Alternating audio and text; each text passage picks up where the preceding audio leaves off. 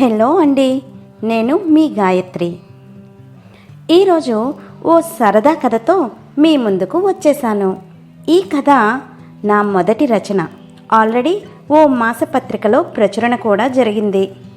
ఓ అమ్మాయి కొత్తగా ఓ కాలేజీలో చేరింది. అక్కడ ఎదురైన ఓ ఆసక్తికరమైన విషయాన్ని మనతో పంచుకోబోతుంది. ఆ కాలేజీలో ఏం జరిగిందో ఆమె మాటల్లోనే విందామా? అయితే వీడియో స్టార్ట్ చేయాల్సిందే. నా ప్రతి వీడియోను ఆదరిస్తూ లైక్ చేస్తున్న సబ్స్క్రైబర్స్ అందరికీ కృతజ్ఞతలు అండి. వీలైనంత వరకు వీడియోస్ని షేర్ చేయండి. మీ అభిప్రాయాన్ని కామెంట్ చేయండి. లైక్ చేయడం మర్చిపోవద్దు. ఇంకా సబ్స్క్రైబ్ చేసుకోకపోతే సబ్స్క్రైబ్ చేసేసుకోండి. Welcome to my channel voice of Gayatri.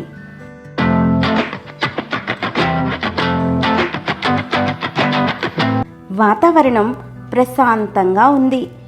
ఆకుపచ్చని తివాచీ పరిచినట్టుగా ఉన్న పొలాల మధ్య మా కాలేజీ ఉంది.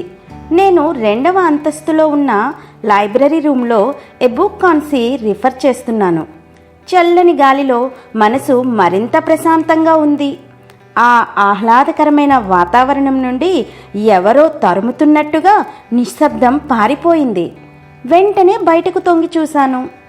కొందరు స్టూడెంట్స్ తాపీగా తప్పదన్నట్లు నడుస్తుండగా మరికొందరు మాత్రం వాళ్ళ క్లాస్ రూమ్ వైపు పరుగులు తీస్తున్నారు. ఏం జరుగుతుందో నాకు అర్థం కాలేదు. వెంటనే పుస్తకాలు సెల్ఫ్లో పెట్టి బ్యాగ్ పట్టుకొని బయటకు వచ్చాను. ఏమైంది అంటూ ఎవరిని అడిగినా ముందు ఇక్కడ నుండి పారిపో అనే సమాధానం తప్ప నాకు కావలసిన సమాధానం దొరకలేదు. లహరి లహరి, ఇక్కడేం చేస్తున్నావు? క్లాసుకు పద అంటూ పరిగెత్తుతూ వచ్చిన ఫాతిమా పరుగు ఆపకుండానే నా చేయి పట్టుకొని క్లాస్ రూమ్ వైపు దారితీసింది. వెంటనే ఆమె చేతిని విదిలించుకుంటూ ఏం జరిగింది, ఎందుకు పరిగెడుతున్నారు, ఎవరూ సమాధానం చెప్పరేం అన్నాను కోపాన్ని ప్రదర్శిస్తూ. నందు ఈరోజు కాలేజీకి వచ్చింది. అసలే వారం రోజుల నుండి రావటం లేదు. ఇప్పుడు ఆమెకి ఎవరైనా ఎదురైతే ఏమైనా ఉందా? ఇప్పుడు ఆమెకి ఎదురైతే ఏమవుతుందో నీకు అర్థం కాదు గాని ముందు నడు అంటూ వేగంగా నడుస్తుంది. నేను ఆమెని అనుసరించక తప్పలేదు. క్లాసులో అడుగు పెట్టగానే పులి నుండి తప్పించుకొని పరుగు ఆపిన లేడీలా ఊపిరి తీసుకుంది ఫాతిమా. ఎవరా నందు? ఆమెను చూసి ఎందుకు అలా పరిగెడుతున్నారు అని బెంచీపై కూర్చుంటూ ఫాతిమాని అడిగాను. ఆమె పేరు నందిని. ఈ కాలేజీలో ఆమె అంటే అందరికీ హడల్ అంది నా పక్కనే కూర్చుంటూ. ఎందుకని? ఆమెది రౌడీ రంగమ్మ క్యారెక్టరా? ఆశ్చర్యంగా అడిగాను. ఆమె అటువంటిది కాదు. ఎవరైనా మనిషి కనబడితే చాలు వాళ్ళని పట్టుకొని తన గొప్పలు చెప్పుకుంటుంది. అందులో ఏవీ నిజాలు కావు, అన్నీ అబద్ధాలే. అవి వినలేక అందరూ పరిగెడుతున్నారు. మరి కొంతమంది అంత విచారంగా నెమ్మదిగా ఎందుకు నడుస్తున్నారు? ఆమె వెళ్ళేది వాళ్ళ క్లాస్ రూమ్కే. ఎలాగూ వాళ్ళకి తప్పదుగా, అందుకే విచారం. అయినా ఆమె చెప్పేవి నిజాలే కావచ్చు కదా అన్నాను.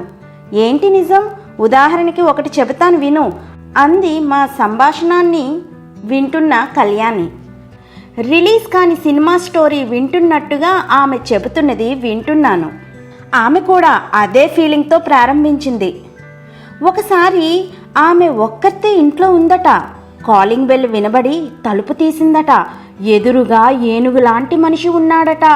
లోపలికి వచ్చి ఆమె ఒంటి మీద నగలన్నీ ఇవ్వమని కత్తితో బెదిరించాడట. అప్పుడు ఆమె ఒంటి మీద 150 తులాల బంగారం ఉందట.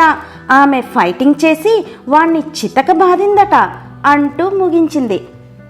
ఆమె చెప్పింది విన్న నాకు ఏమీ ఆశ్చర్యం కలగలేదు. అది నిజమై ఉండొచ్చు కదా అన్నాను. అయ్యో లహరి, ఆమెకి అప్పుడు 10 ఏళ్ళైనా లేవట. ఏనుగులాంటి మనిషికి బుర్రమీసాలు భయంకరంగా ఉన్నాయట. అవి కట్ చేసి మరీ అతని చేతిలో పెట్టిందట. ఇటువంటి 10 సంఘటనలు ఒక్క నిమిషంలో విడవకుండా చెబుతుంది. అదే ఆమె స్పెషాలిటీ అభినయిస్తూ చెప్పింది కళ్యాణి. అప్పటికే అందరూ నా చుట్టూ చేరారు. వెంటనే నేను ఆశ్చర్యపడినట్టు బయటకి కనబడకుండా, నిజమే, ఆమె గొప్పలు అబద్ధాలు చెప్పుకుంటుంది. అది ఆమె నైజం. అందుకని ఆమెకు దొరకకుండా అందరూ పరిగెడుతున్నారు కదా, ఆమె ఏమనుకుంటుంది? ఆమె చెప్పింది విని ఊకుడితే మనకేమైనా పోతుందా అంటూ వాళ్ళని మందలించే ధోరణిలో చెప్పాను. కొత్తలో అందరూ అలాగే అంటారు, అనుభవిస్తే గాని ఎవ్వరికీ అర్థం కాదు అంటూ ఎవరి ప్లేస్కి వాళ్ళు వెళ్ళిపోయారు. మ్యాథ్స్ లెక్చరర్ రావడంతో మా సంభాషణకి తెరపడింది. నేను వారం రోజుల క్రితం రాజేశ్వరి ఉమెన్స్ కాలేజీలో డిగ్రీ ఫైనల్ ఇయర్లో చేరాను. మా నాన్నగారి ట్రాన్స్ఫర్ వలన ఈ ఊరికి వచ్చేసాం. ఫాతిమా వాళ్ళ పక్క ఇంటిలో మేముంటున్నాం. ఫాతిమా నాకు అన్ని విధాలా సహాయం చేస్తూ ఉంటుంది. కానీ నందిని విషయంలో ఆమె ప్రవర్తన, ఆమెదే కాదు కాలేజీలో ఎవరి ప్రవర్తన నాకు నచ్చలేదు. ఒక్కొక్కరి స్వభావం ఒక్కొక్క విధంగా ఉంటుంది. గొప్పలు చెప్పి ఆనందించే స్వభావం నందినిది. ఆమెని ఎగతాళి చేయకూడదు, కావాలంటే ఆమె ప్రవర్తనను మార్చే ప్రయత్నం చేయాలి అనుకున్నాను. ఆ రోజు ఫాతిమా కాలేజీకి రాలేదు. క్లాసు అవగానే బయటకు వచ్చాను. ఓ అమ్మాయి నాకు ఎదురుగా వస్తుంది. ఆమె పసిడి రంగు ఛాయలో ఉంది. ఆమె వేసుకున్న నిమ్మపండు రంగు చుడీదార్ మేని రంగులో కలిసిపోయింది. హై హీల్స్ వేసుకున్న దేవతాకన్యలా నడుస్తుంది. ముఖంపై పడిన ముంగురులను పక్కకు తొలగిస్తూ నా దగ్గరగా వచ్చి ఆగింది. హాయ్ లహరి, చిరునవ్వుతో పలకరించింది. మీరు అని అడిగాను. నా పేరు నందిని. వెంటనెండెల్లో రాయి పడింది. అయినా ఆమె పట్ల అందరిలా ప్రవర్తించకూడదని పెదవులపై చిరునవ్వుని చిందిస్తూ పదండి అలా నడుస్తూ మాట్లాడుకుందాం అన్నాను కళ్ళతోనే దారిని చూపిస్తూ. మీరు కొత్తగా కాలేజీలో చేరారని తెలిసింది. నేను ఈ మధ్య క్యాంప్లో ఉన్నాను. ఇంతకీ మీరు ఎక్కడి నుండి వచ్చారు అంది ఆమె నాతో పాటు నడుస్తూ. హైదరాబాద్ అని నేను పూర్తి చేయకముందే, హైదరాబాదా, అక్కడ మా మేనత్త ఉన్నారు. వాళ్ళ ఇల్లు 30 ఎకరాల స్థలంలో కట్టించారు. వారి తోటలో ఓ పెద్ద బావి ఉంది. ఆ బావి చుట్టూ గట్టు బంగారంతో కట్టించారు. ఒకరోజు బావిలో తొంగి చూశాను. బాప్రే, ఎన్ని వజ్రాలు రత్నాలు ఉన్నాయనుకున్నావు అంటూ ఆమె ఊపిరి తీయకుండా మాట్లాడుతుంది. అది హైదరాబాద్లో ఏ ప్లేస్లో ఉంది అన్నాను ఆమె మాటలకు అడ్డుపడుతూ. అడ్రస్ కరెక్ట్గా తెలీదు, డాడీని కనుక్కొని చెబుతాను అంటూ ఆమె మాటలను కొనసాగిస్తూ ఉంది. కానీ అవి నా మెదడును శూలాల్లా గుచ్చుతున్నాయి. టాపిక్ని మార్చాలని, ఈ మధ్య సినిమాలు ఏవైనా చూసారా అన్నాను. నేను మెగాస్టార్ సినిమాలు తప్ప మరేవీ చూడను. చిరు మా దగ్గర బంధువు. నేను పుట్టగానే నందిని నా కోడలు అని అతడు అప్పుడే చెప్పేశారు. కానీ నేనే ఒప్పుకోలేదు అంటూ దానికి సంబంధం లేని మరో విషయాన్ని కంటిన్యూ చేసింది. ఆమె చెబుతున్నది నేను వింటున్నానో లేదో అని కూడా చూడటం లేదు. ఆమె తన ధోరణిలో చెప్పుకుంటూ నడుస్తుంది. అయినా ఓపికగా ఆమె చెప్పినవన్నీ వింటున్నాను. నా మెదడులో సన్నగా నొప్పి ప్రారంభమైంది. నెమ్మదిగా ఆ నొప్పి తలంతా వ్యాపించింది. నా చెవులకు ఆమె మాటలేవి వినిపించటం లేదు. కాలేజీలో అందరూ ఈమె నుండి ఎందుకు తప్పించుకుంటున్నారో నాకు అర్థమైంది. నేను ఇప్పుడు 2 గంటలుగా భరించలేకపోతున్న బాధని వాళ్ళు 2 సంవత్సరాలుగా భరిస్తున్నారు. నందిని సాయంత్రం టిఫిన్ చేయవలసిన అవసరం లేకుండా నా మెదడును తినేసింది. ఎలాగో తప్పించుకొని ఆమె నుండి బయటపడ్డాను. ఇంటికి రాగానే మమ్మీ నన్ను చూసి ఏమలా ఉన్నావు అని అడిగింది ఆతృతగా. తలనొప్పిగా ఉందమ్మా అంటూ నా రూమ్కి వెళ్ళి నిద్రలో జారుకున్నాను. లహరి, లేచి భోజనం చేయు అని అమ్మ గొంతు వినబడింది. లేచి టైం చూశాను. రాత్రి 9 గంటలు అయ్యింది. వెంటనే భోజనం చేసి హాల్లో కూర్చున్నాను. లహరి అంటూ ఫాతిమా వచ్చింది. రా కూర్చో ఫాతిమా అంటూ ఆహ్వానించాను. ఈరోజు నందిని నిన్ను కలిసింది కదూ? నీకెలా తెలుసు? సాయంత్రం నీకోసం ఇంటికి వచ్చాను. కాలేజీ నుండి వచ్చి తలనొప్పి అని పడుకున్నావని ఆంటీ చెప్పారు. అందుకే నందిని నిన్ను కలిసి ఉంటుందని ఊహించాను నవ్వుకుంటూ జవాబిచ్చింది. నిజమే ఫాతిమా, నరకం ఎలా ఉంటుందో తెలిసింది అన్నాను. ఆ రాత్రి ఫాతిమా దగ్గర సెలవు తీసుకొని మళ్ళీ నిద్రలోకి జారుకున్నాను. రోజుకి ఒక్కసారైనా నందిని నన్ను కలిసి నా మెదడు కొంచెం భోంచేసి వెళ్తుంది.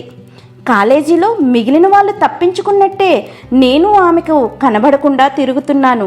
ఎదుటివారు తనని ఎగతాళి చేసినా నన్ను కాదు అనే ధోరణిలో ఉండేది. నేను అనుకున్నట్టే నా అడ్రస్ వెతుక్కుంటూ ఇంటికి వచ్చి మరీ తన గొప్పలు చెబుతుంది. నందిని గొప్పలు చెప్పకుండా ఆమెలో మార్పు తీసుకురావాలి. ఇది నా వల్ల సాధ్యమేనా అని ఆలోచించాను.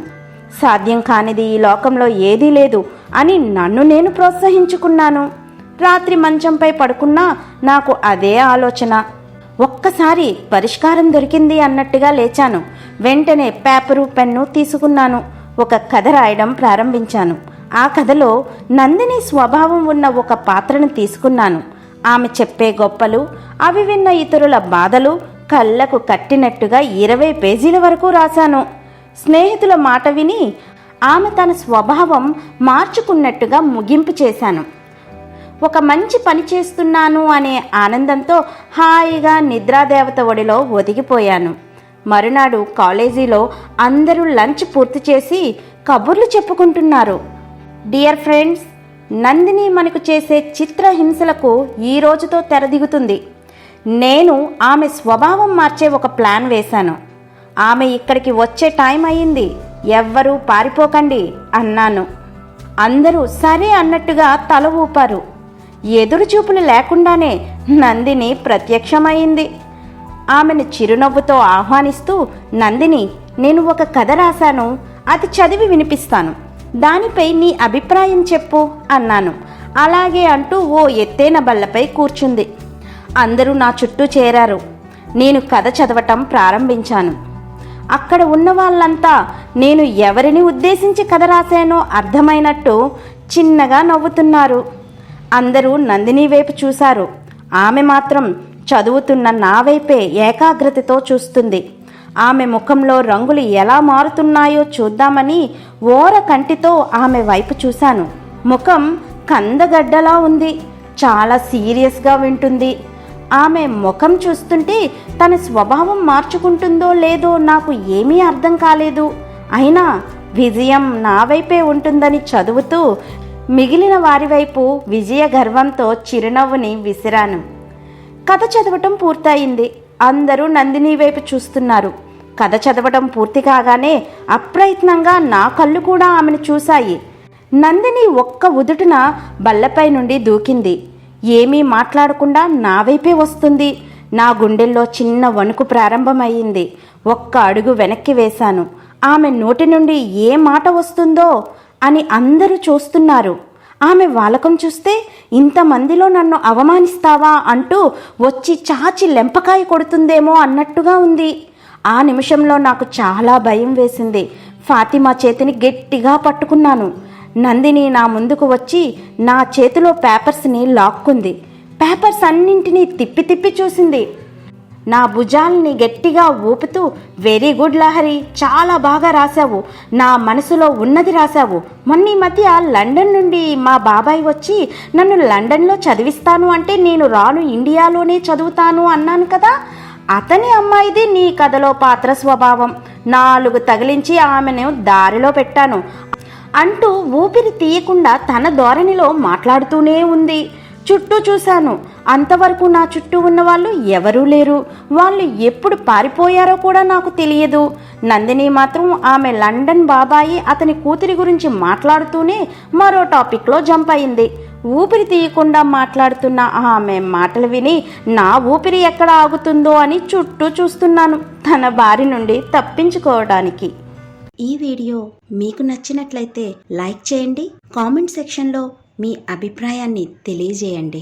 మీ ఫ్యామిలీ అండ్ ఫ్రెండ్స్కు వీడియోను షేర్ చేయండి. చివరగా మరిన్ని వీడియోల కోసం సబ్స్క్రైబ్ చేసి పక్కనే ఉన్న బెల్ ఐకాన్ని ట్యాప్ చేయండి. Thank you.